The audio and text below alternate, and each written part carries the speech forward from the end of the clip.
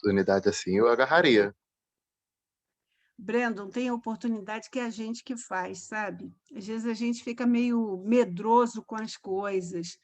É o que, no caso dela, o que ela falou, é importante estudar línguas, né?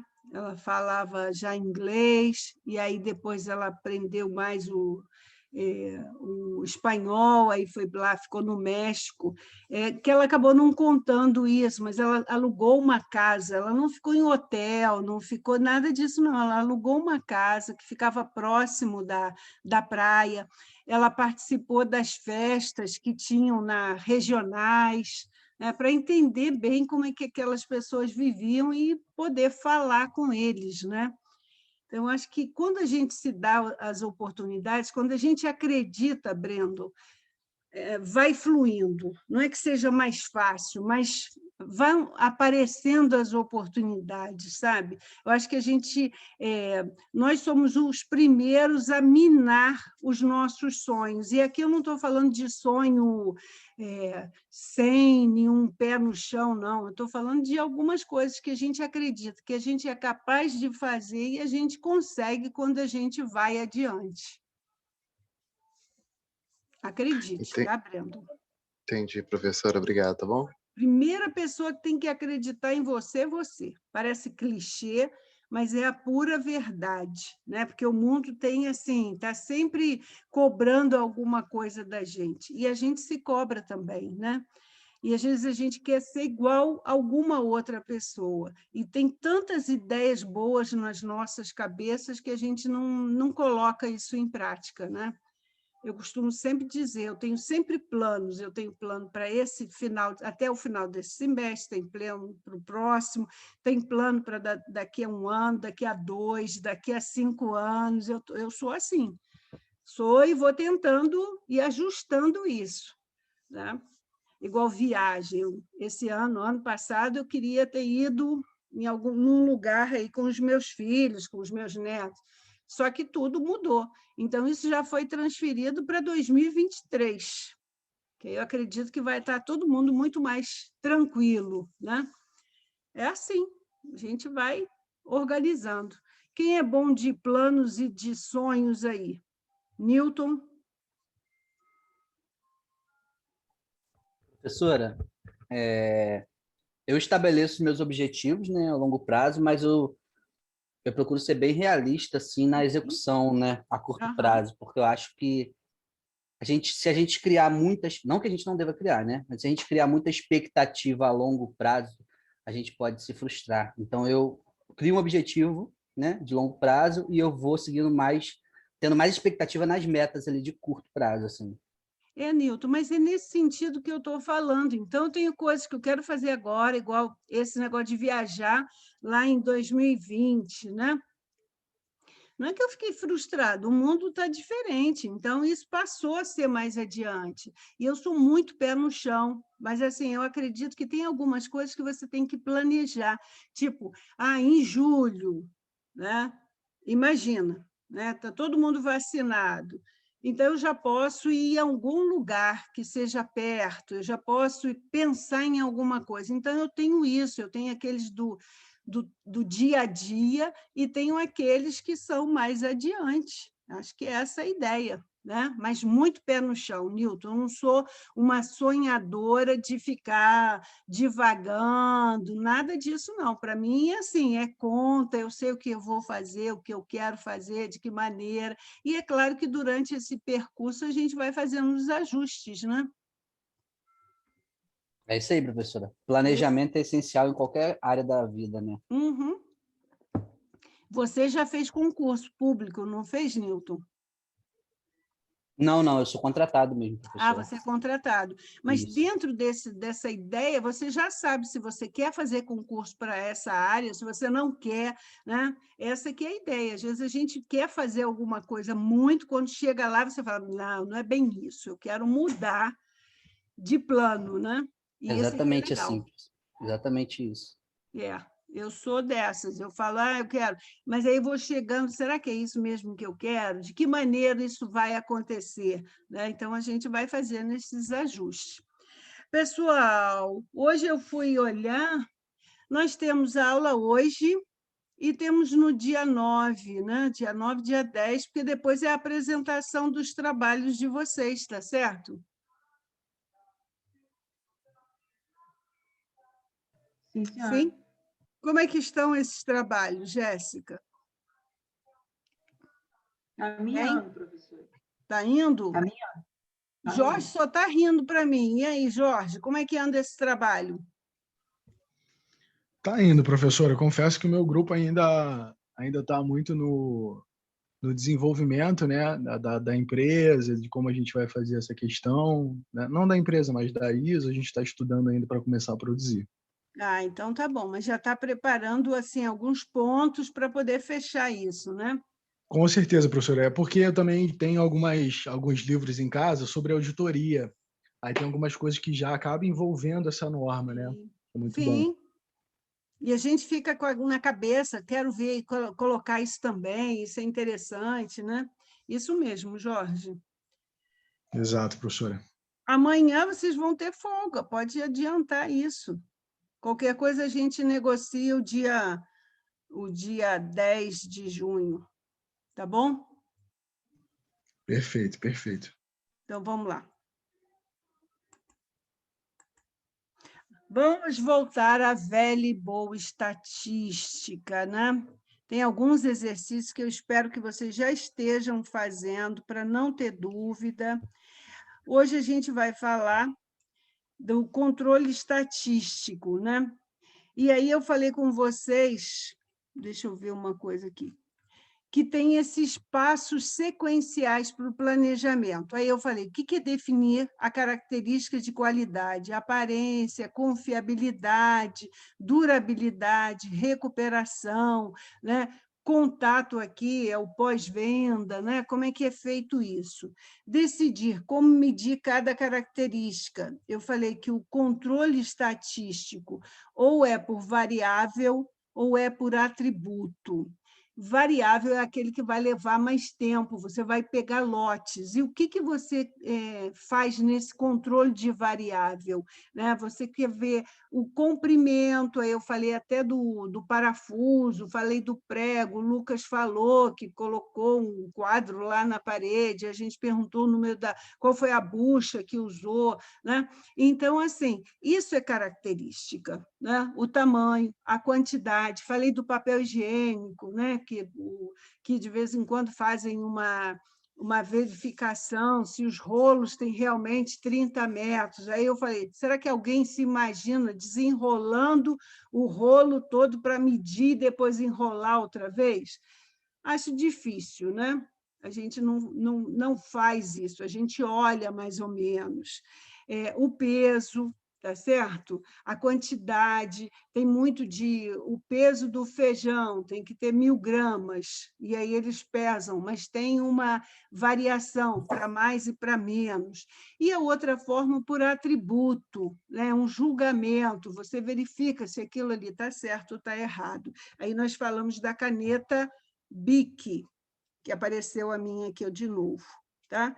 Então, o controle por processo pode ser ver se tem tampa ou não tem tampa, se tem a carga, né? Porque ela é transparente, se tem a ponta, se tem a tampinha, tá certo? É um controle mais visual, né, de ver. Em alguns casos, é ver se está certo ou está errado. O controle por atributo, normalmente, é um controle quando o seu processo já está todo funcionando bem. Então, você verifica só em algumas situações. Estabelecer padrão de qualidade, né? Isso tem que estar de acordo com os consumidores. Aí eu dei o exemplo do nosso prego parafuso. Para a GE, tem que ser um outro tipo de prego parafuso, né? Ele vai passar por outros testes, tem que verificar as especificações, qual é o material para que aquilo não dê problema no voo, né? Na hora que vai aterrissar, alguma coisa assim. E controlar a qualidade contra esses padrões. Né? Então, eu checo amostras, né, de todos os produtos. Em algumas situações, você checa a amostra do insumo, né, para que você utilize o insumo correto, para que o teu produto saia da forma correta. E a forma de dizer é contra esse padrão. O que estaria contra esse padrão? Isso a gente usa em confiabilidade. Quem já trabalhou em indústria tem lá o FEMEA, o FEMECA, né? Quando tem problemas, você abre uma folha para dizer, né? E aí tem lá contra esse padrão. O que eu tenho que fazer para que volte ao padrão normal, tá? O 5, encontrar a causa correta da qualidade pobre, também falamos sobre isso. Às vezes muda de fornecedor, troca o fornecedor, né? Não é tão bom como o que a gente estava acostumado antes, e aí você começa a ter problema com os seus produtos, né? O insumo não está de acordo com aquilo que você prometeu para o seu cliente. Continuar a fazer melhoramentos, né? A ideia de qualquer empresa que queira manter qualidade é a melhoria, né? Eu estou fazendo, a gente até usa melhoria contínua, mas toda vez que a gente fala em melhoria, significa que ela é contínua, que a gente está avançando sempre. Algum comentário? Não? Controle estatístico, então, é o que eu falei aqui para vocês, né? Ele pode ser conceituado, controle como um processo utilizado para manter algo dentro dos padrões pré-estabelecidos, né? Então, eu tenho controle por característica, tá? E como é que vai ser esse controle? Tipos básicos desse controle, né? O controle do processo, então, eu vou analisando ao longo do processo, é o que eu falei. Eu analiso o insumo, tá certo? No meio da fabricação, eu tiro algumas amostras para verificar se está de acordo. Aí, isso daqui vem com aquele exemplo das tampas, né? Tampas que são... Eu estou pior, viu que eu não posso fazer aquele negócio de youtuber, tampinha, né? A tampa é um material plástico, então você tem que colocar ela... tem que fazer testes de tempo em tempos para ver se aquele material não está derretendo, se ele não está deformando. Então, você faz durante o processo. Tem uma fábrica aqui em Petrópolis que são das camisas oficiais. E vários alunos já me disseram que eles têm controle estatístico, controle de qualidade em cada etapa. O que significa isso? Compra o material, eles verificam se o material está de acordo nas condições da camisa que eles fabricam, né? São essas camisas oficiais de futebol, de jogos, né? Mas tudo que é oficial mesmo.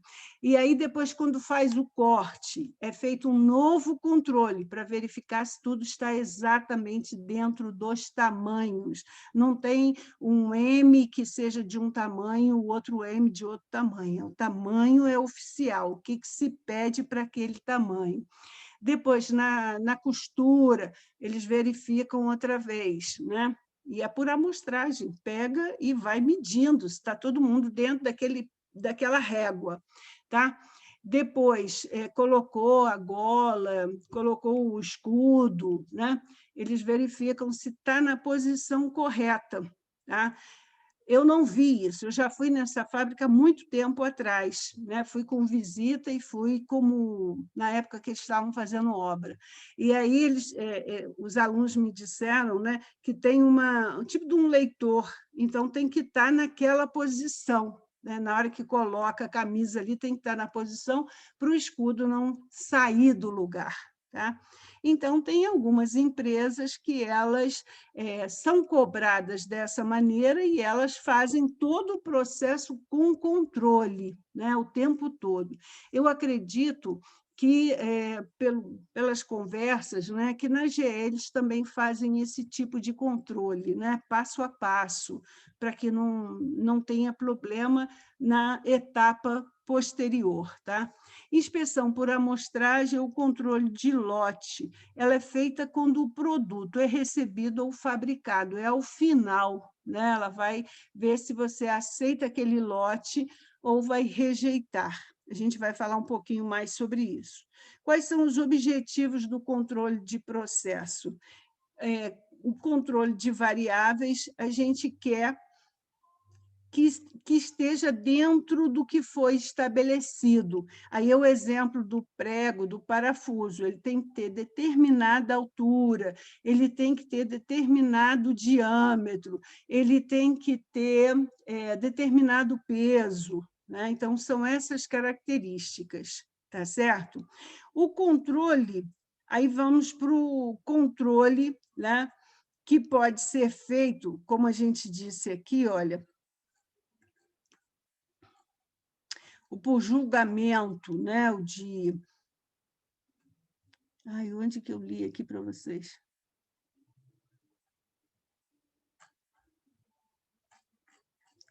Caramba, eu acabei de ler.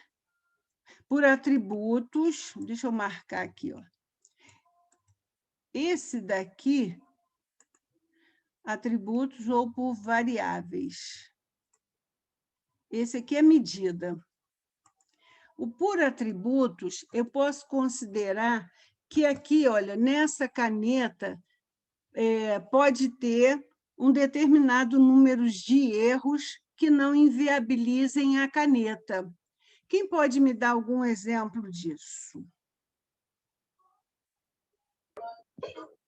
De erros em produtos? Nesse daqui, da caneta, um exemplo, a caneta Bic. Esse por atributo, eu posso dizer que essa caneta pode apresentar um determinado número de erros que não inviabilize eu mandar isso para o consumidor. Que tipos de erro pode ter aqui? Deve ser. No tubo? Pode ter no tubo, né, Débora? O que pode acontecer no tubo? Olha, não está uniforme, sei lá, tem uns furinhos. Não está bem do tamanho, né? Pode ser um coisa. pouquinho mais curto, um pouquinho mais de tinta. Na tampinha, o que pode acontecer? A cor? A cor Ou não, que a cor é o que define a caneta, né? Mas no Ela pode sentido estar de- azul mais claro ou azul mais Isso. escura. Ela pode também Mas não a encaixar Bic direito, tem a professor. cor, né? Oi, Lucas. Ela pode não encaixar direito na caneta. Ela pode ter alguma Encaixe. dificuldade para encaixar, né? Ela Ou tá sem o lembra furinho, que né? Oi?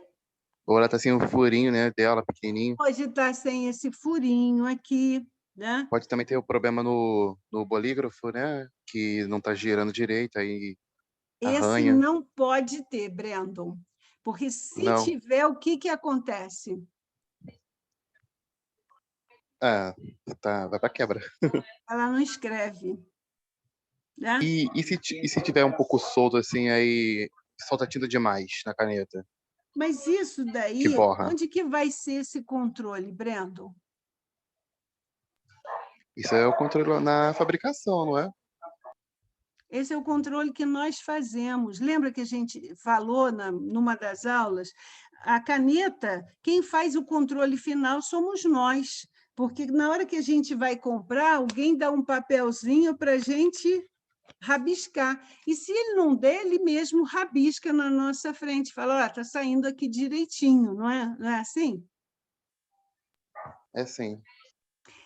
Então, esses defeitos que eu estou falando, Brandon, são defeitos que podem ter, eu ia perguntar isso no final, e qual é o defeito que não pode ter? Ela não pode ter defeito aqui, olha, nessa ponta de tungstênio que ela tem aqui na frente, que é onde corre a tinta, né? Ela corre a tinta. Agora, se não tiver o furinho aqui atrás, né?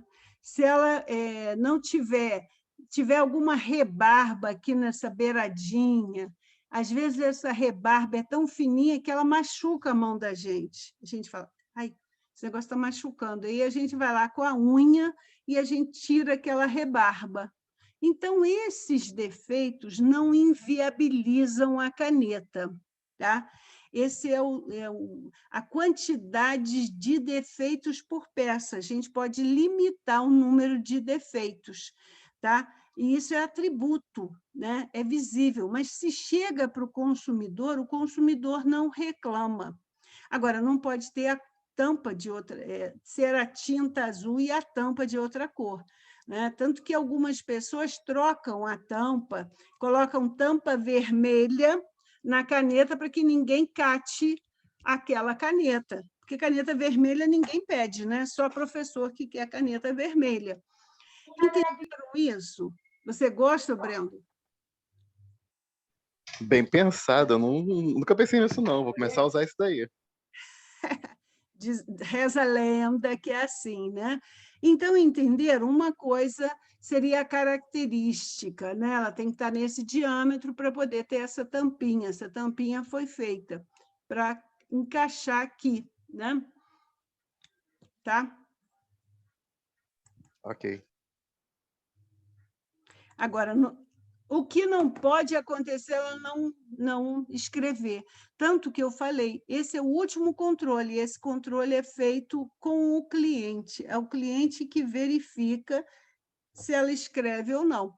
Não é assim que você faz? Sim. Né? A gente costuma, vai lá e risca, né? A gente risca para ver se a gente gosta da quantidade de tinta que sai, né? Tem gente que gosta de escrever com caneta que tenha a letra fique mais grossa, né? Como se fosse um negrito, e às vezes até marca o caderno, né? Eu já gosto da caneta normal, que nem é muito fina e nem é muito grossa, que ela não marca o outro lado da folha, tá certo? Então, aqui, esse que eu falei, é o controle do número de defeitos por peça. Isso daqui não inviabiliza o produto, tá certo? E o que está aqui como 2 é a produção de certa peça apresente determinada porcentagem aceitável de defeituosos. Esse daqui é um controle da porcentagem de defeituosos. Então, a empresa pode estabelecer o seguinte: o máximo que ela pode ter é 5% da produção errada. Às vezes é a empresa que coloca isso, é o limite que ela estabelece, né? E aí é contado isso e verificado se ela está dentro daquela porcentagem. Então, se eu fabrico caneta, Brendo, eu posso chegar à conclusão que 5% das minhas canetas podem não escrever. Tá? Entendeu? Ok. E eu nem me Sim. preocupo. Como eu sei que esse controle é feito lá no final, quem vai me devolver essas canetas quem compra de mim, não o consumidor final. Né?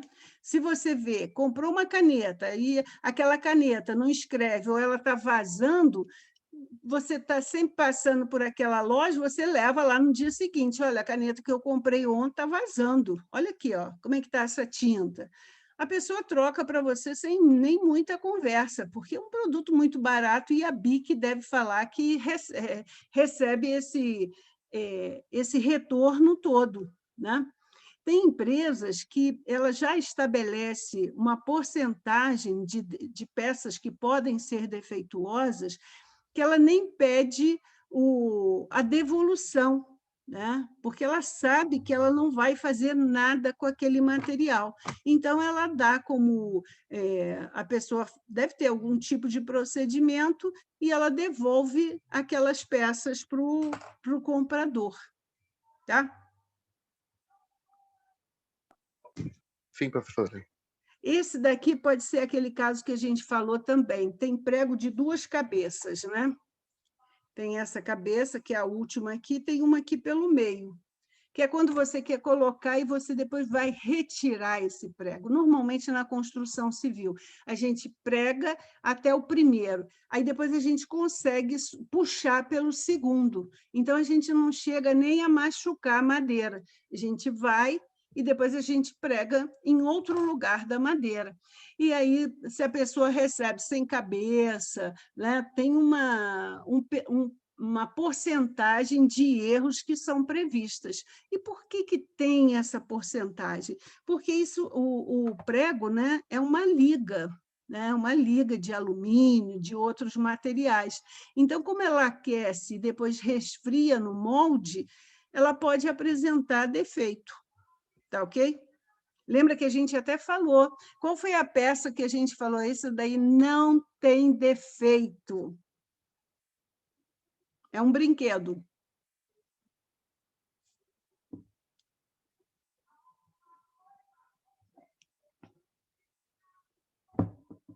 Não lembram? Eu não estou lembrado. Lego. Lembra que a gente falou do Lego? Falou sim.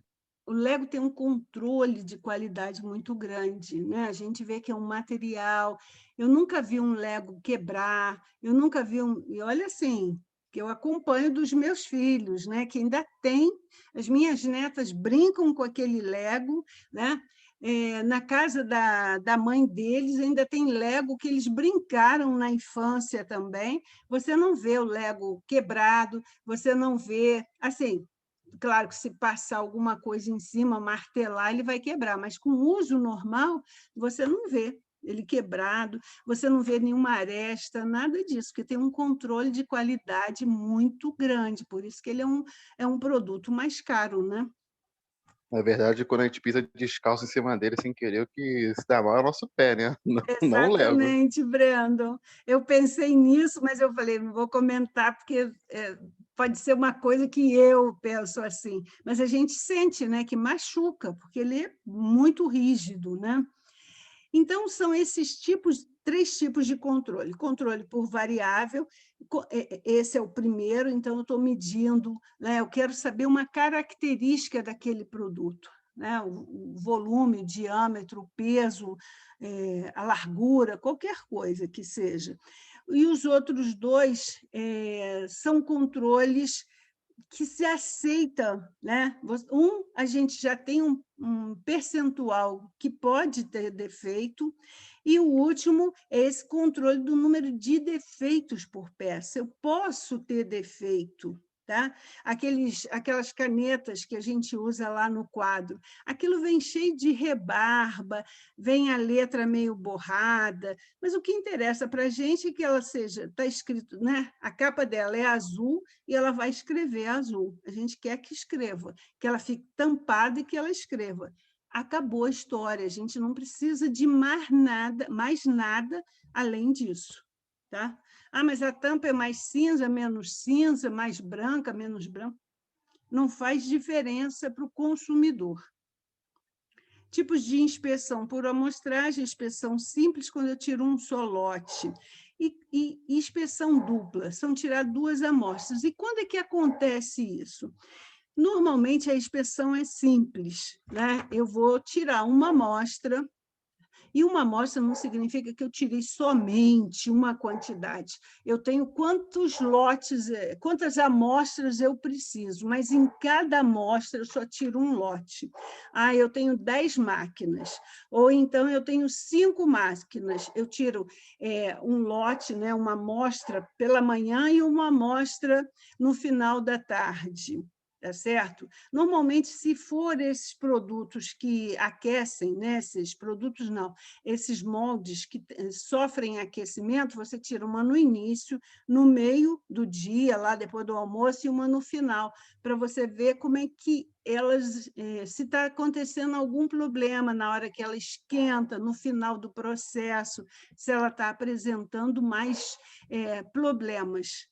Tá? Então, na verdade, se tinha 5 máquinas, naquele dia você tirou 15 amostras, e cada amostra só tinha um lote.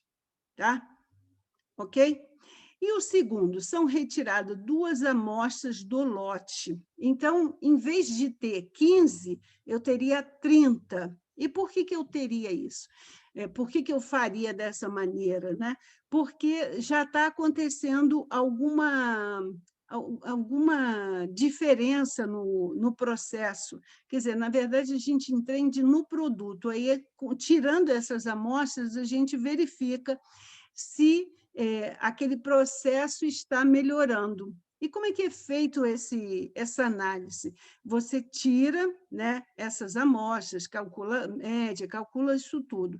E aí você vai verificar dentro dessa amostra do lote, que, além disso, olha só, ainda tem a quantidade, quantas peças tem em cada amostra dessa. Eu posso ter amostra unitária, posso ter uma amostra com quantas, né, um número que seja representativo. Se eu faço prego, por exemplo, eu tiro amostras lá de meio quilo, 500 gramas, né? Alguma coisa assim que seja representativo, que eu consigo pegar o peso, eu consigo pegar o comprimento, se é o que me interessa, ou o diâmetro. A partir disso, né, se eu tenho 2 amostras, eu posso... eu já estou fazendo esse controle há mais tempo. Aí eu vejo a primeira amostra, eu tirei o lote, né? A primeira amostra ela está perfeita. Eu posso rejeitar o segundo e nem olhar. Agora, se eu tiver problema no primeiro, se for pequeno o problema, eu posso... né? Tinha que ter, no máximo, 5 pregos com problema. E aí eu tenho 5 pregos com problema, né? Cravado ali. Aí eu vou para o segundo lote. Mas se o meu processo já não está tão bom, quando eu vejo que tem 5 no primeiro, eu já descarto. Aquilo ali volta para derreter, para começar o processo outra vez. Tá certo? Então, tem isso. No primeiro deu 3, então eu verifico o segundo. Se ele tiver também nos 3, já passou esse lote aí. E aí eu, claro, como eu vi nas máquinas todas, eu vejo onde está apresentando o problema, que às vezes é regulagem da máquina, outras vezes é a pessoa que trabalha naquela máquina. Então, é mais fácil de você verificar. Os custos associados ao controle, né? Eu tenho esses preventivos que a gente está fazendo, estou pegando o lote, estou vendo durante o processo, estou vendo no final, tanto que ao final chama controle, né, do produto, porque eu já acabei todo o processo, então é controle do produto. E ele tem que estar dentro daquelas especificações pelo cálculo das outras medidas. E isso, normalmente, quando o processo anda normal, eu não tenho reclamação dos meus clientes, é só para verificar se está tudo de acordo. E tem aquele controle que é por especificação, o que foi determinado em projeto. Então, eu tenho que estar dentro daqueles valores, tá certo? E o corretivo é quando a gente tem que receber o produto do cliente, porque ele fez reclamação, ele viu que aquele meu produto está apresentando problema. Esse é muito mais caro, né? Porque vai ter o custo de retorno, vai ter o custo de devolução, fora o custo de desgaste, né? Porque você vai ter um desgaste frente ao seu cliente, né? Ele fala, isso daqui não está bom, né? Então, ele fica na dúvida se vai continuar comprando com a sua empresa ou não. Então, o corretivo é sempre muito mais caro. Tanto que, por vezes, esse controle, né, quando chega no controle do produto e vê que tem problema, volta para a produção, porque é melhor que o erro seja absorvido dentro da empresa do que ele saia para fora da empresa, que ele chegue ao cliente. Tá?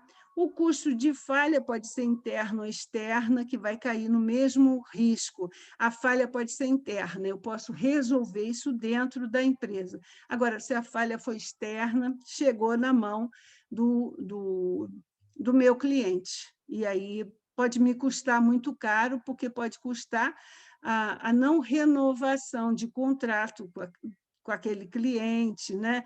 Uma redução das compras, porque ele não acredita mais na empresa. Tá? Ok? Até aqui? Até ok, sim. Isso daqui, gente, pode parecer assim, mas a gente não usa estatística. É o que eu falo sempre, a gente não sabe onde a gente vai trabalhar, né? E pelo menos que vocês tenham uma ideia de como funciona isso, tá certo? Porque lembra, se você for trabalhar dentro de produção, tem as pessoas da produção que elas lidam com esse linguajar, esse jargão o tempo todo. Se você, pelo menos, entende o que eles estão falando, né? Consegue perceber, consegue entender o que é possível, conta a gente faz em qualquer lugar, inclusive depois que a gente tem qual é a fórmula a ser usada, a gente vai usar o Excel, que ele vai fazer o gráfico muito mais rápido. Agora, um erro que não pode cair, que eu já ouvi assim, gente que se diz entendedor, falar assim, mas controle eu faço pelo Excel. Aí eu falo, desde quando o Excel escolhe qual é a fórmula que a gente vai usar? É tudo igual. Não, não é igual, porque vai dar diferença na produção. Então, por vezes, a pessoa acha que usou o Excel, já sabe. Não é isso, ele vai usar o Excel, mas ele tem que saber que fórmula ele vai usar. Esses controles de variável, você tem tabelas que a gente usa dizendo se você conhece a amostra, se você não conhece a amostra, pelo número de amostras, se for amostra única, a gente trabalha com várias fórmulas que elas são até parecidas, muito parecidas com essa que eu vou mostrar agora para vocês, mas nem sempre a gente tem tudo para poder calcular. Às vezes, né, o normal, como esse primeiro aqui, a gente calcula através da média, e com a média a gente consegue calcular o desvio padrão. Tá? Mas e se eu não conhecer a amostra, eu só tiver o resultado, então eu não tenho como calcular o desvio padrão, porque eu não tenho os valores que estavam dentro da amostra. Aí eu tenho que usar uma outra fórmula e usar pela tabela. Tá? Então, se alguém fala assim, eu uso pelo Excel, ele usa o gráfico, ele faz o gráfico pelo Excel, que é mais fácil, né? Mas essa tabelar, você usa a tabelinha direitinho, bem feita. Agora, quem faz mais ou menos, tem uma resposta mais ou menos também. Agora, uma empresa séria, ela quer uma resposta que esteja de acordo com o que ela produz e que o cliente dela quer. Então, a gente tem que estar muito atento a isso que eu estou falando. Já ouvi, né, muita gente dita boa falar assim, eu uso isso no Excel. Né? Ele usa o gráfico, mas não sabe qual é a fórmula. Tanto que fala, e qual é a fórmula? Não, o Excel faz. O Excel não sabe, não tem essas fórmulas. Você precisa dar os valores para ela, vai colocar lá na tabela, ela vai fazer bonitinho, e a partir dali ela faz a conta. Entendido isso? Sim. Sim?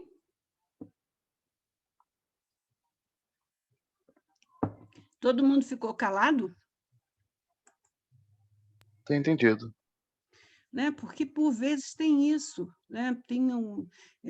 Eu já comentei assim aqui com vocês, eu gosto muito de estatística, mas eu estou sempre lendo, porque a gente fica com muitas dúvidas, né? Tem muita coisa para se usar. Então, para a gente trabalhar numa empresa e ser responsável por isso, para ver a capabilidade, que vocês não, acho que vocês não conheceram. Teve um rapaz há alguns anos que veio, foi na faculdade apresentar, ele trabalha na Nissan. E aí ele até falou, né, que lá qual é o índice de capabilidade, era 166. E a gente sabe que no processo, maior do que 1 já é capaz. significa que você está dentro dos controles. Só que na indústria, né, e no caso a indústria automobilística, ele sobe esse nível. Então, significa que o controle é mais rígido. Tem alguns lugares que usam esse índice 1,33. E eu estou falando, isso aí vai ficar... tem gente que não sabe nem do que eu estou falando, né? Isso significa que o processo e o seu produto está dentro das especificações definidas pelo produtor, quem fez o produto, né? E da empresa que compra esse produto de vocês. Então, o índice, né? Esse índice mais alto significa que esse produto é feito exatamente do jeito que ele tem que ser feito. Um exemplo são os parafusos na indústria de aviação, do carro, né? Tem que ser alguma coisa que resista calor, resista à fricção, né? Resista a vários parâmetros. Então, vai apresentar esse valor. Tem uma fórmula? Tem fórmula, né? Mas que tenha esse entendimento. E aí ele falando que isso daí é feito, é controlado, então você tem que fazer, tem que conhecer a amostra, tem que saber isso tudo. E essa história de conhecer a amostra é porque você sabe todos os valores de cada uma que foi retirada. Foram retiradas 10 peças da máquina A, então você tem o valor das 10 peças.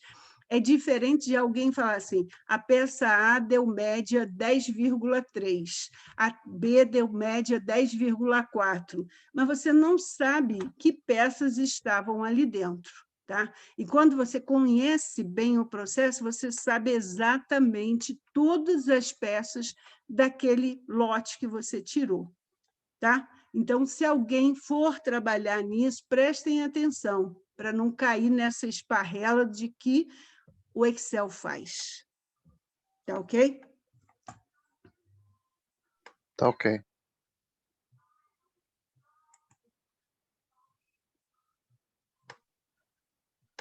Boa noite, Amanda. Boa noite, Henrique, Tainá, Antônio. Vou botando no chat e eu vou abrindo no possível. Então, o primeiro controle é de variáveis. Com o que ele vai trabalhar? Ele vai trabalhar com o valor X, tá? Menos a média sobre sigma. O que seria esse X menos o Mi sobre o sigma? O Mi, a gente sabe que é a média. Então, eu tirei uma média, por exemplo, da altura, a gente comentou isso. A média dos alunos do 8º período é 1,68. E quem é esse X? É o aluno, por exemplo, o Vitor Pulqueri. Qual a tua altura, Vitor?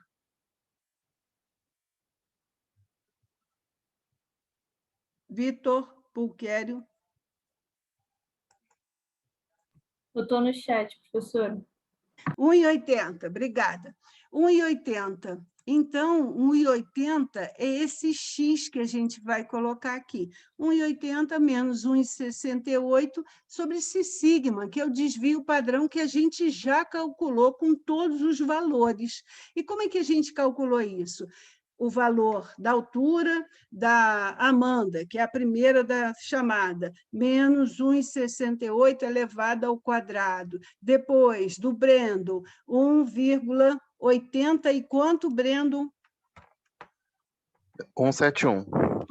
É mesmo? Eu achei que você fosse mais alto. Isso. 1,71 menos 1,68 ao quadrado. E a gente vai fazer isso com todas as alturas. Né? Nunca, não tem preocupação de negativo, porque tudo vai estar elevado ao quadrado.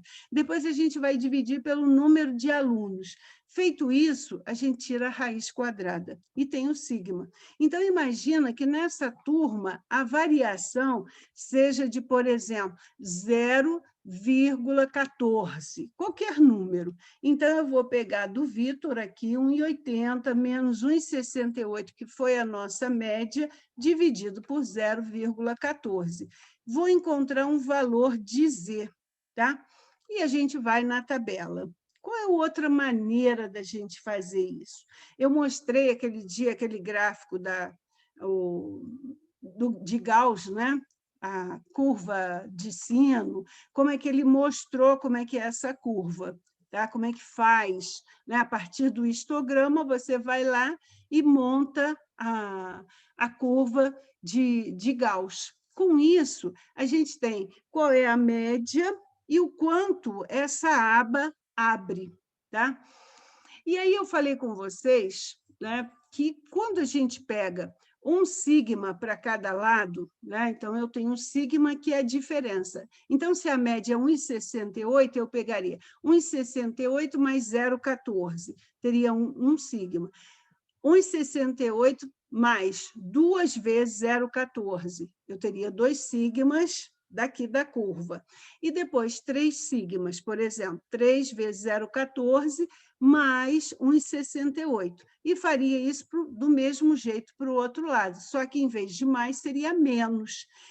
E a experiência, né, não minha, mas de estudos, diz o seguinte: se você tem uma boa amostra, se você considera 3 sigma, que é aquele 99,97% de todos os valores, se você tirar 3 elementos, né, mentira, de 1.000 elementos, somente 3 elementos dentro de toda essa amostra estariam fora desses 3 sigmas que você está considerando, tá certo? Então, ele está dizendo isso, que o seu erro é muito pequeno, porque eu estou falando 99,97% está dentro desse intervalo, ou para mais, né? Ou para menos, tá ok? Então, normalmente, quando a gente trabalha aqui com Z, né, você vai usar Z igual a 2 ou Z igual a 3. Por que vai falar isso? Se usar Z igual a 2, você está falando, eu estou considerando 95%, então eu tenho 2,5% para cada lado, que seria a minha hipótese de erro, né? 2,5% para cada lado. Então, eu trabalho bem. Agora, se eu digo que é 3 sigma, então eu estou considerando 99,97. Então, eu teria 0,03 dividido por 2 para cada lado, né? De estar fora, aquele rabinho da curva de cada lado. Então, a princípio, vocês não vão calcular o Z, vocês não vão olhar na tabela. Vai ser dado a ele aqui, ó. Eu falei 9,99,7, né? 9,99,4, desculpa. Aqui, né? O 2 sigma. Não, aqui está certo, 9,973. Eu falei 973, né? 9,5, que eu estou aqui dentro desse 2, então eu tenho um rabicho muito. Aqui está grande, porque ele fez ela muito aberta, né? Mas seria a pontinha. Se eu tenho 3, essa ponta aqui é menor ainda. Se eu tenho 99,73, significa que eu tenho 0,27 divididos por 2, né? Então, 0,3 alguma coisa, 65 porcentagem, isso dividido por 100. Tá? Seria esse erro. Então, nesses problemas iniciais aqui de controle de variáveis, se você não tiver como calcular, né, o valor do Z, ele vai te dar Z. E como é que eu não posso calcular? Porque, às vezes, eu não tenho a amostra inteira, né? Eu não tenho a amostra toda. Então, em vez de calcular por essa primeira fórmula aqui, eu vou calcular o limite superior, né? Vai ser a média, mais esse valor vezes o sigma. Se eu coloco aqui Z igual a 2, eu estou dizendo que o meu limite vai de 1,68 mais 2 vezes 0,14 mais 0,28. Se eu calculo, né, aqui a mesma coisa, eu vou dizer que é 1,68 menos 2 vezes 0,14 para o outro lado. Entenderam isso? Então, a altura estaria trabalhando nesses limites. É claro que eu errei aqui, quer dizer, eu errei não, esse 0,14 não é a realidade, né? Ou seria? É porque eu acho que eu tenho esse número.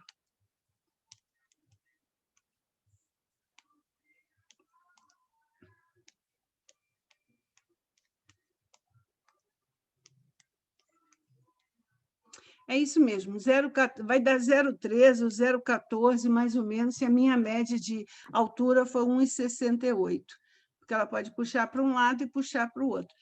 Fala, Débora. Não, professora, é que eu fiquei meio confusa com esse Z aí. Ele é o limite de... Ele seria o limite desse sigma, então. Do sigma que é...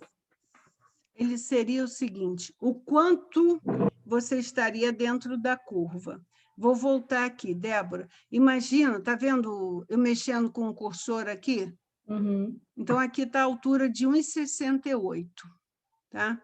E aí nós calculamos e o nosso sigma deu 0,14. Então, eu tenho 1,68 mais 0,14, 1,82. Não é isso?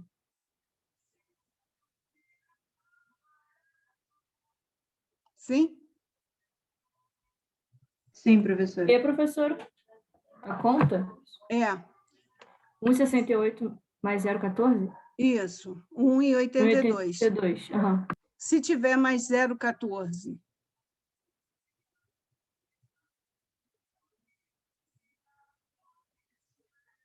9,6?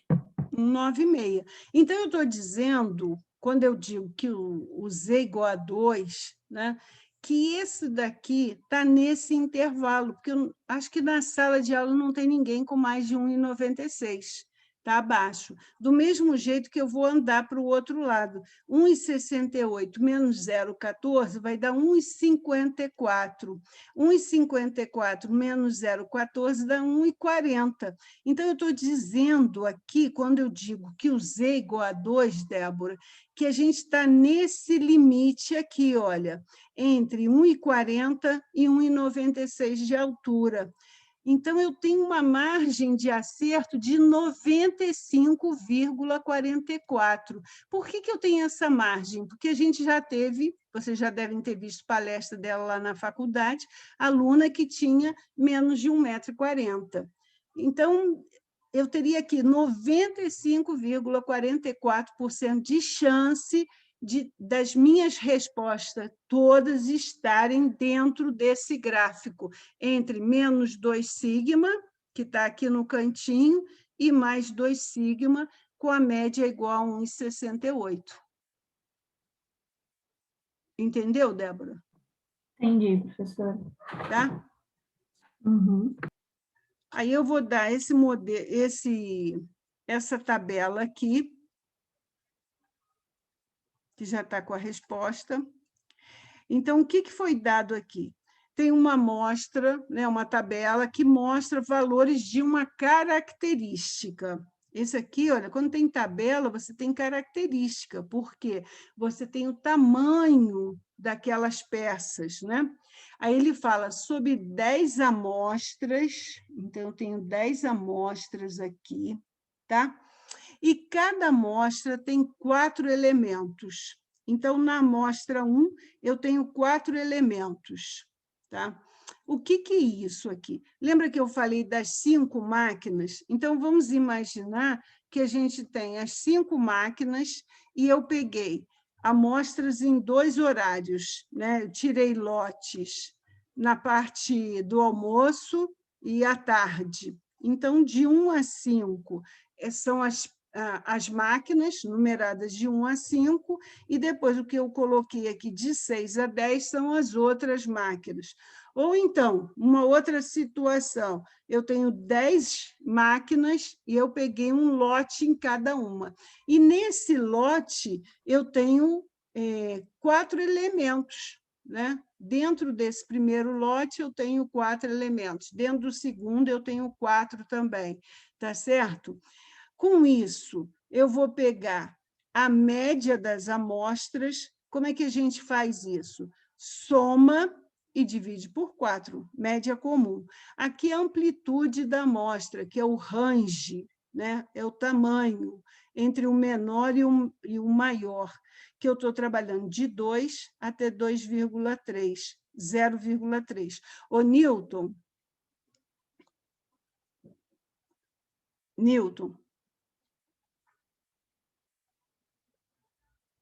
sumiu. Teve uma aula que ele falou do tamanho da amostra e limite entre classe. Aqui, quando a gente fala range, normalmente a gente está trabalhando aqui, olha, qual o menor valor e o maior valor. Se eu pegasse todos esses valores, eu ia ver que 1,4 é o menor valor e 2,3 é o maior valor. Então, eu tenho um range aí de 0,9 dentro de todos os elementos das 10 amostras. Mas voltando aqui. Então, soma e divide por 4. Oi, Débora. Rapidinho, desculpa. Não, Só pergunta. para ver se eu entendi aquela questão da inspeção, né? O exemplo que a senhora deu sobre a amostra. Então, vamos supor que eles tenham pegado essas amostras das 10 máquinas. Nesse caso, seria inspeção simples. Simples. Essa aqui é a inspeção simples.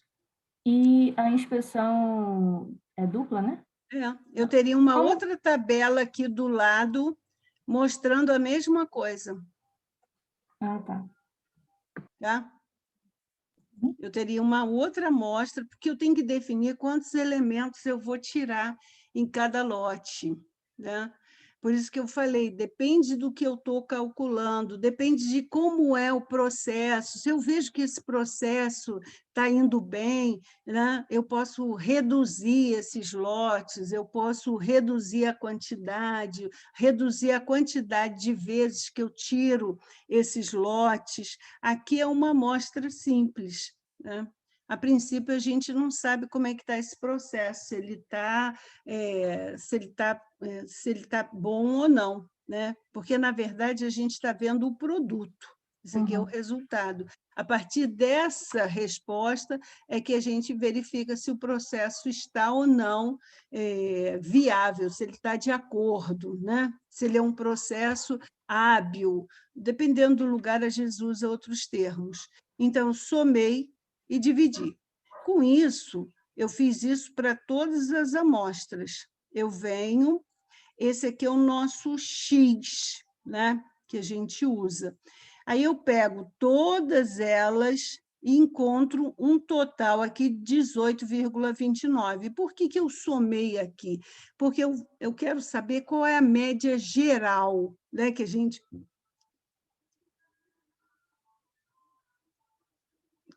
fala, né? Então, que amostra é essa? Quando eu pego todos os valores e divido, aqui eu vou dividir por 10, então eu tenho a média das médias, que é o X barra barra. Eu não consigo colocar isso no Word. X barra barra. Então, se eu tenho 10 aqui, e eu já fiz a média em cada amostra, eu somo isso tudo e, ao final, eu divido por 10. Então, o que eu vou usar aqui é 1,83. Se fosse na sala de aula, a gente pegar as alturas dos alunos, né? Eu costumo fazer isso na sala, nós teríamos, sei lá, 32 amostras de um elemento, porque todo mundo só tem o quê? Uma altura. Essa altura não varia de um dia para o outro, né? Um dia eu tenho, o outro eu tenho outra, né? Então, tem essa média, né? É diferente da gente pensar. No início, quando a gente estabelece uma altura, ela fica, à medida que a gente vai envelhecendo, as nossas vértebras, né? As ligações vão ficando mais curtas, então a gente perde alguma coisa na altura. Mas, assim, ninguém num dia tem 1,70 m e no outro dia tem 1,68 m, tá certo? Então, nós pegaríamos aqui, seria o número de alunos, a sua altura. Então, tantas amostras com um elemento só. Tá ok? Calculado isso, Aí eu vou usar para Z igual a 2. Por que ele está usando Z igual a 2? Porque ele percebe que ele consegue atender a 95% dos produtos dele. Então, se ele usa o Z igual a 2, dentro desses valores precisam estar os seus 95% dos seus produtos. Quando a gente faz o cálculo, né, nós vamos pegar 1,83 e o 2 que multiplica, acho que não tem aqui não, eu achei o sigma aqui, o sigma deu 0,14. Esse 0,14 acontece muito, vocês vão, quando vocês fizerem exercício de estatística, vocês vão ver. Por alguma razão aí ele acontece bastante. Então, eu tenho 1,83, que é o nosso X, lembra que a fórmula é X, né? O nosso Mi, que é a média, desculpa, Mi, que é a média, mais o Z vezes sigma. Então, eu venho aqui, 1,83 mais 2 vezes 0,14, 2,11. 1,83 menos, né, para um lado e para o outro. Então, eu estou dizendo que essa minha amostra, ela, para controle, ela pode estar entre 1,55 e 2,11. Se eu olhar essas amostras aqui, o que aconteceria com essa primeira amostra? Ela está dentro ou está fora? 2,11 e o inferior é o quê? 1,55, né? 1,55. Tá fora, né? Está fora. Se eu olhar só pela média, está dentro, não é, Débora? Sim. Mas se eu olhar dentro da amostra, porque eu conheço esses elementos da amostra, o 1 estaria fora.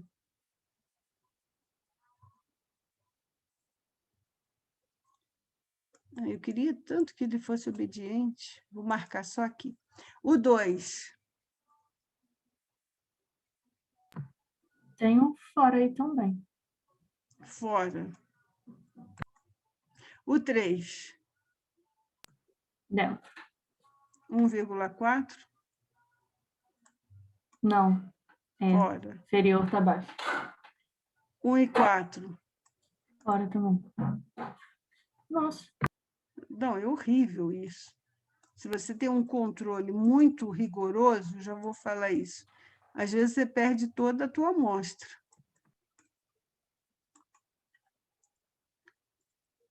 Aqui, olha.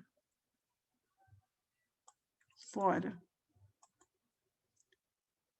Fora. Dentro. Fora. Fora. Fora. Tá? Aí, Débora, isso é sempre estabelecido dentro da empresa, né? Será que tem algum problema? Aí eu vou olhar as especificações. Esse produto aqui foi feito para que especificação? É muito raro a especificação estar dentro dos valores de controle. Normalmente, ela está abraçando os valores de controle, tá? Ela vai ser mais exigente. Então, a gente tem que ver o que está acontecendo. Aí eu posso dizer o seguinte, esses valores aqui, se eu considerar pela média da amostra, todos eles passam, tá? E isso daí pode acarretar num erro muito grande, porque eu estou dizendo aqui, olha, que na média, por isso que eu falei, alguém que vai fazer pelo Excel, ele vai pegar só isso daqui. E aí, o que ele vai dizer desses produtos? Que estão bons. Que estão bons, né? E aí a gente vai falar, tá legal, aí vai chegar lá no cliente com 1,4 e o cliente não quer com 1,4, é 1,5. Ele vai chegar com 2,2 e o cliente queria com 2,1, né? O máximo que atende para eles. Isso daqui, esse 1,4, esse 2,3, que é mais exagerado, né? A gente tem 0,9 de diferença. Isso daí, imagina um prego maior, ele vai furar a sua peça, e aí vai ficar aparecendo a ponta do prego, né? Ou o parafuso vai ficar maior, tá certo? Ou então, se for esse 1,4, ele vai estar lá em cima na acabada e ele não vai conseguir segurar tudo. Por isso que a gente fala, se você conhece toda a amostra, você tem mais condições de verificar se o seu produto está feito de forma correta. Agora, se alguém entrega para vocês só a média, né? Ele não te diz o que tinha aqui dentro, ele só te dá, olha, a média das amostras da máquina 1 é tanto, da máquina 2. Aí você olha, faz as contas e fala, está tudo dentro, está ótimo, maravilhoso, perfeito. E aí, isso aqui vai começar a dar problema na entrega, porque o cliente, né? É claro, se for um produto que ele é baseado no custo, então é um produto mais barato, né? Ele quer vender por quantidade, ele vai vender para lugares em que não se faça uma exigência tão grande no tamanho. Então, ele não está preocupado, ele pega a média e fala, não, Débora, não fica pensando nisso, não.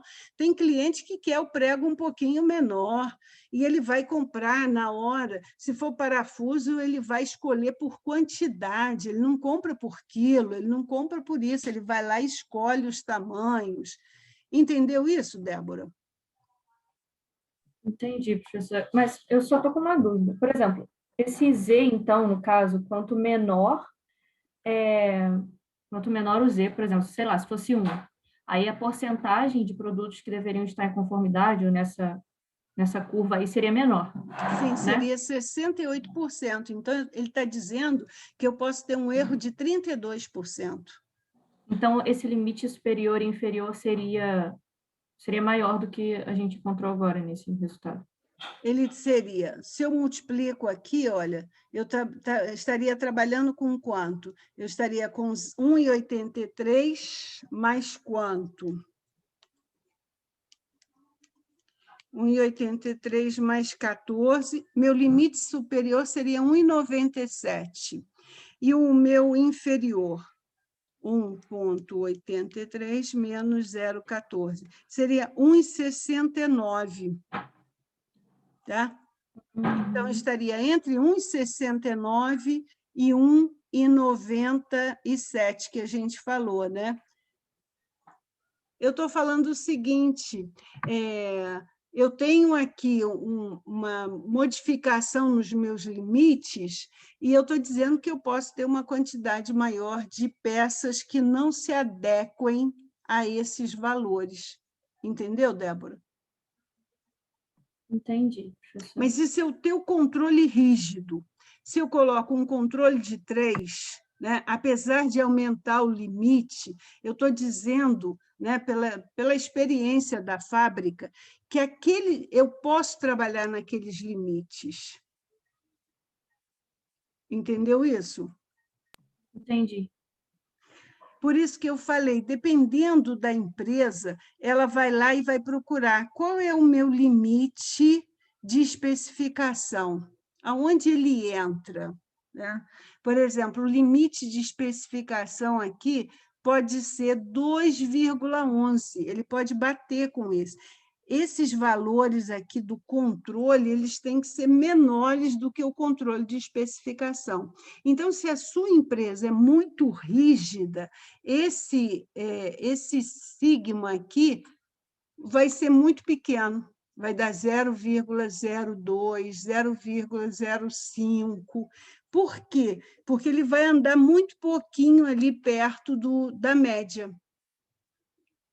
Imagina se eu tenho uma turma de alunos que são jogadores de basquete. Eu vou ter uma altura maior, mas todos eles vão estar muito parecidos com a altura. Não vai ter ninguém ali com 1,60 m, alguma coisa. O Vitor Pulquério, ele é alto, 1,80 m, né? Mas para a turma do basquete ele é baixo, já teve jogador com 1,80, né? Mas assim, é baixo para o vôlei, é baixo para o basquete, tá? Então, depende do que eu estou analisando. Se a minha amostra for muito boa, a amostra homogênea, isso daqui vai ficar bem baixinho, porque imagina que eu tenho 1,83 menos 1,83, deu zero. Se eu tiver 1,84 menos 1,83, vai dar 0,01 ao quadrado. 1,82 menos 1,83, 0,01 ao quadrado. Então, esse número aqui vai ficar muito pequenininho. Quando eu tirar a raiz, ele vai ficar menor ainda, vai aparecer um zero aqui na frente. Então, na hora que eu faço esses limites, em vez dessa curva estar aberta, ela vai estar uma curva muito fechadinha. Entendeu isso, Débora? Entendi. Se você botar numa escala bonitinho, então você tem 1,68 ou 1,83, né, que é o nosso caso. O 1 sigma vai estar aqui coladinho nele. O 2 Não vai ter sigma muita variedade. Né? não vai ter muita variabilidade. Uhum. É. Entendi. Fala, Catarina. Não, professor, que a minha internet está caindo, eu estou saindo e voltando toda hora. Então por isso que apareceu você amarelinha aí em volta. Isso. Entenderam isso? Sim? Sim. Então, isso aqui está muito ligado ao tipo de controle que aquela empresa exerce, né? O que ela quer, né? O que ela quer fazer. Esse Z, ela vai fazer o seguinte, se eu tenho uma amostra boa, ela está colocando assim, eu abri isso até o 3 sigma, e eu estou dizendo que eu consigo garantir que 99,73% está aqui dentro. Então, eu tenho muito pouquinho fora dos meus produtos, que saem fora dessa minha marcação. Tá? Uhum. Ok? Aqui a gente tem uma amostra ruim já por modelo, né? A gente tem uma amostra que tem uma variabilidade muito grande, né? O que eu falei, o range dela está de 0,9 para 2,3, independente do que isso seja, é uma variação muito grande, tá certo? Então, essa amostra já não é uma amostra tão boa. Trabalhar com Z igual a 2, Z igual a 3, só estou garantindo o que eu estou falando. Olha, 68% eu garanto, agora os outros 32% eu não garanto que esteja dentro dessas medidas. Mas é o que eu falei, se for por diferenciação, não, o cara vai querer trabalhar com 1,83, né? O número que for, a média dele é 2, ele vai querer trabalhar com 2 mais, no máximo 0,2. Então, ele vai ter um Z, né? E essa diferença do sigma vai ser muito pequena. Divide 0,2 por 3. 0,07, aproximando. Então, é um negocinho assim, muito pequenininho. Se for na indústria automobilística, na mecânica, de uma forma geral, não pode ter a diferença de um fio de cabelo, senão grimpa, a peça gruda e não anda na engrenagem. Então, tudo depende da área. Né? Se a gente vai para uma outra... Imagina quem trabalha com jardinagem. Todo mundo já viu jardim e tem algumas pessoas que trabalham com jardinagem. Aí ela fala, as plantas têm que estar de 10 em 10 centímetros. Ele marca lá, 10 centímetros. Marcou. Plantou aqui. A planta obedece ficar dentro do espaço dela. Não, dependendo da planta, ela entra uma na outra, ela vai fazer. Isso vai criar algum problema? Não, não vai criar problema nenhum, porque aquilo pode ficar junto, né? Então, só para a gente entender que tem algumas áreas que essa medida assim, tão exata não vai fazer tanta diferença, e para outras vai fazer uma diferença muito grande. tá certo? Na área cirúrgica. Lembra que eles têm eles precisam, né, fazer, às vezes, incisões, principalmente se for no crânio, que não pode passar 1 milímetro. Alguns anos atrás, teve um caso de um cara que entrou um ferro, lembra? Que atravessou aqui pelo nariz e saiu aqui embaixo. Lembra desse negócio? Que foi assim, muito falado. Aham, me lembro. Sim. E para eles não sabiam. E o cara estava falando, ele conversando assim com as pessoas, ele não desmaiou, ele não fez nada. E a preocupação, né, pelas radiografias, eles fizeram de das formas possíveis para enxergar tudo. E eles falaram, eu lembro disso, que se eles errassem, né, aquilo tinha uma ponta, ainda era um negócio assim, mais sinistro, porque tinha uma ponta, né, um ganchinho na ponta.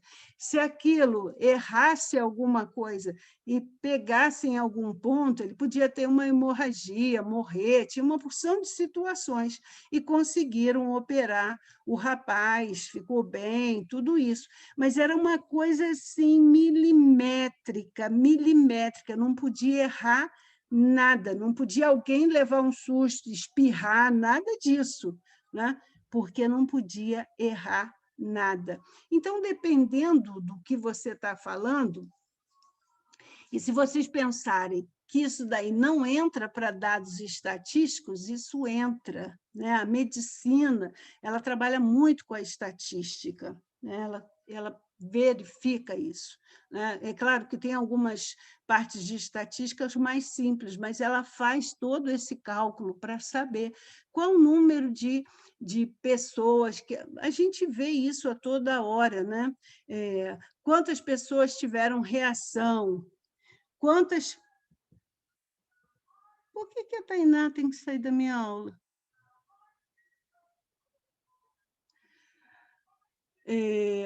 Então, se tiver, né, a medicina faz isso, ela verifica, né, qual é a porcentagem, quando faz um remédio, né, ela tem lá a porcentagem que vai acontecer. Entenderam qual é a importância de, pelo menos, ter uma ideia disso? Só Brendo e Débora que perceberam. Sim, professora.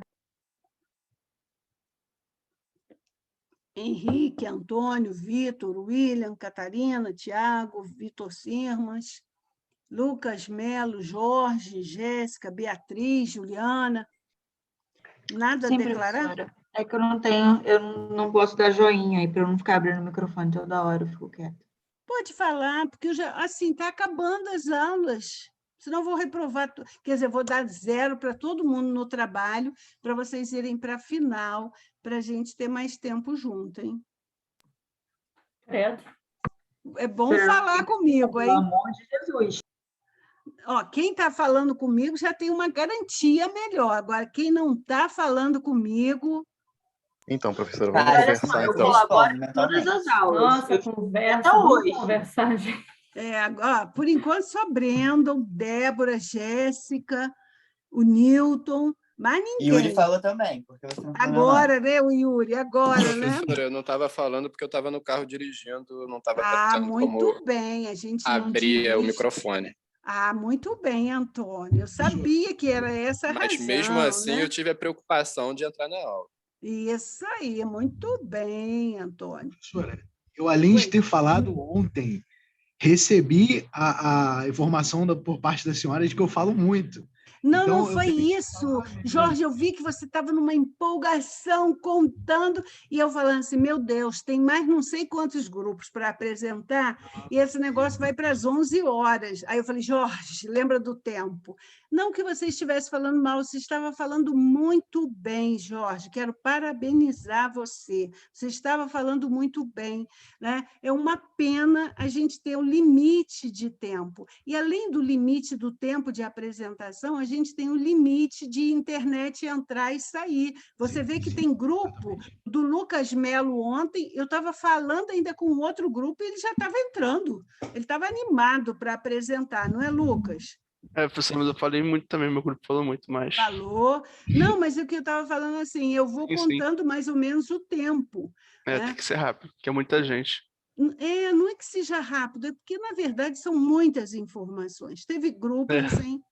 E aí, por mim, eu ficaria empolgada, eu quero falar com todos os grupos, vocês sabem disso. Eu que estou me policiando e não falando junto, né? Assim, terminou o grupo, eu falo, porque senão a gente vai demorar 3 aulas para a apresentação. Mas, Jorge, nada, como eu gosto de ver você falando. Então tá, não professor. se magoe.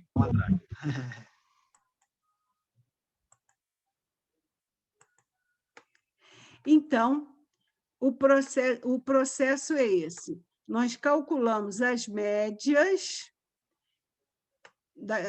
a média de cada amostra, depois nós somamos, pegamos esse valor, dividimos pelo número de amostras por 10 e achamos 1,83. Com isso, como foi dado, né, um Z igual a 2, nós fizemos para 2, aqui eu já tinha calculado o sigma, 0,14, então, para cima e para baixo, e nós calculamos.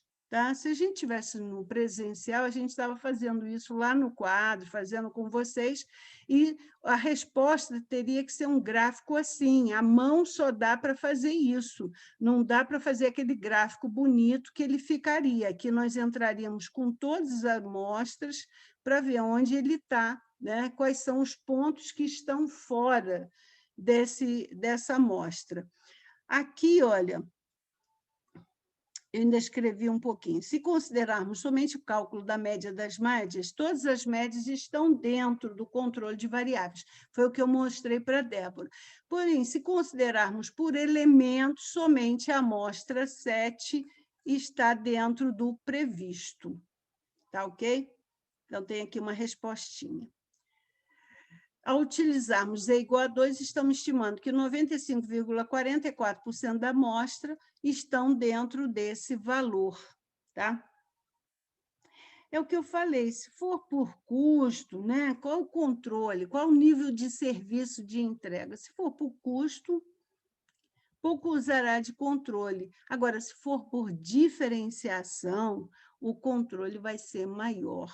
Tá? A gente percebe isso quando a gente compra um produto que a gente sabe que ele é um pouco mais caro, mas é um produto melhor. Ele teve mais controle, ele foi feito de uma forma melhor, tá certo? Agora, se a gente compra um produto que é muito barato, a gente vai ver que não teve muito controle, né? Que aquela pessoa queria vender em quantidade. Tá ok? Alguém já experimentou comprar caneta?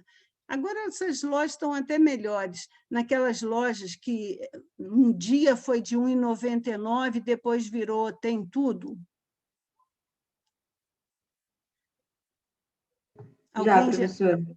Acaba muito mais rápido a tinta, não é isso, Jéssica? Já percebeu isso? Sim, senhora. Acaba mais rápido, vai começando a falhar, né? Porque não tem controle. Primeiro que nem a gente faz o controle final. Nessa loja você não pode abrir embalagem para testar, você leva na sorte, tá certo? Então, isso que a gente percebe, o que é esse controle, né? Esse nível de serviço que a gente fala tanto, né? Qual é o nível de serviço? O que eu quero oferecer? De que maneira? Tá?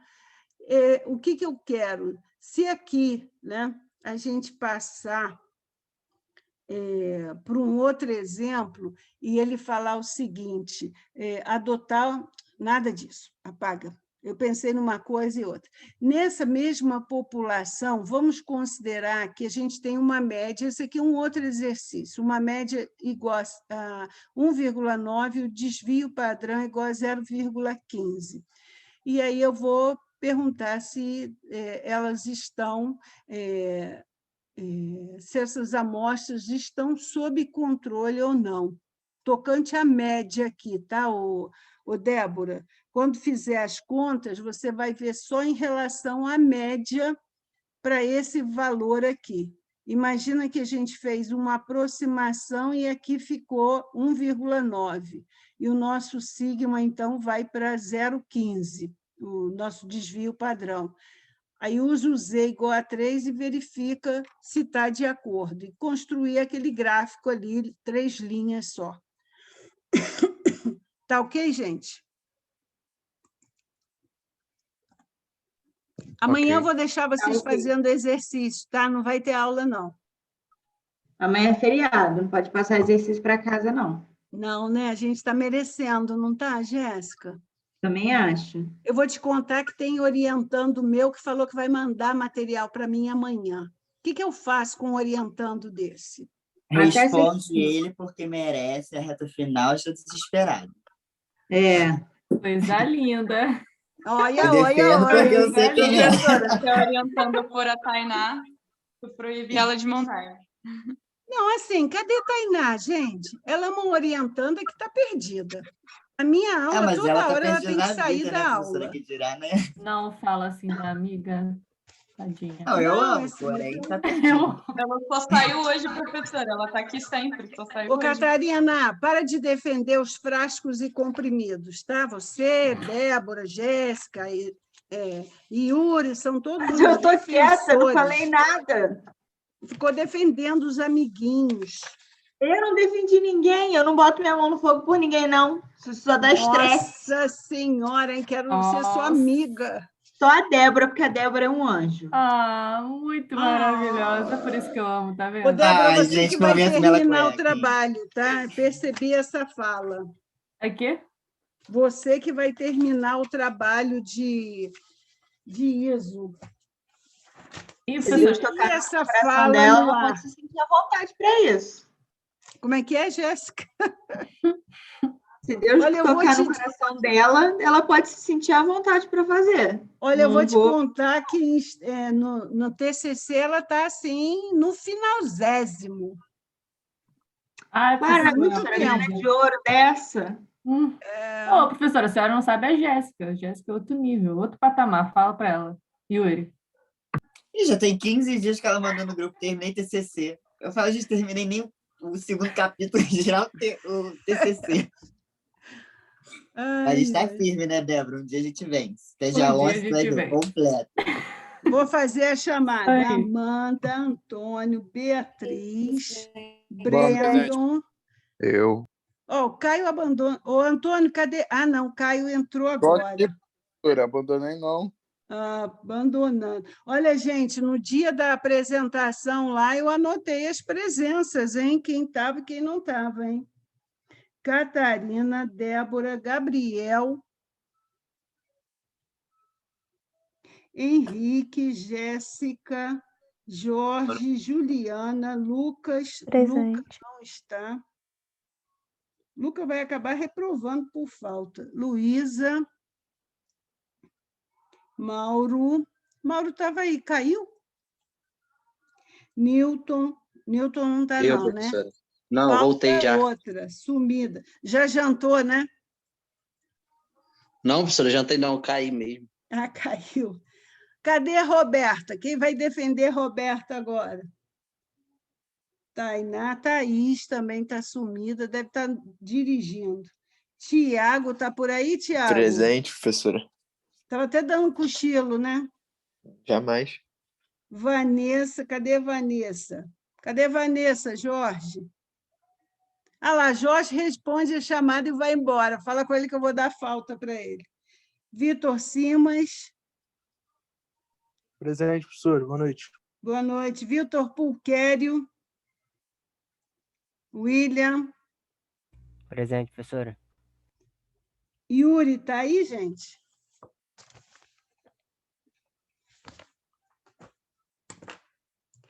Tchauzinho, bom feriado para vocês. Agora, sério, vamos fazendo esses exercícios de estatística, são tão pouquinha coisa, para quando você chegar o dia lá que tem que entregar, já está tudo prontinho. Não tem muita coisa, né? Pode deixar, professora. Vamos Tá bom? fazer sim. Sim, Bom Amanhã feriado para você também. descansem, tá? Bom descanso. Beijos para vocês. Beijos. Beijo, Boa noite, professora. professora. Boa noite. Descansem, tá? Beijo. Tô com saudade tchau, de professora. vocês. Tchau. Beijo. Beijo.